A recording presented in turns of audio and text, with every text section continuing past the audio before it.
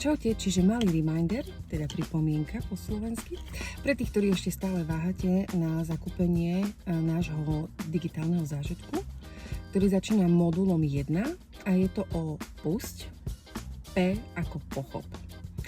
A v tomto module vám ponúkame skrz koleso života vybrať si jednu tému, ktorá vás najviac trápi v živote a v nej sa venovať do detailov všetkému, ako by som to povedala, všetkému v zmysle precítiť, vykričať, vypísať sa z toho, zapojiť všetky zmysly, ktoré máte a tak dojsť k vlastnému aha momentu. Tento modul je poskladaný z rôznych metodík, nikto vás tam nevedie, vedete sa tam vy same. A čo je na tom super, že si to môžete urobiť kdekoľvek vám to bude pohodlné, jedine čo potrebujete je internet a váš telefon alebo notebook.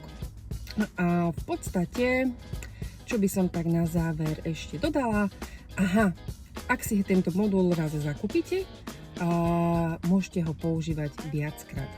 To znamená, že ten kruh života má rôzne sféry, čiže nebojte sa, že ak si vyberete iba jednu sféru, tak týmto končí, ale tie mikrokroky sme nastavili tak, aby ste ten posun v živote skrz vlastné kroky vnímali v každej jednej oblasti.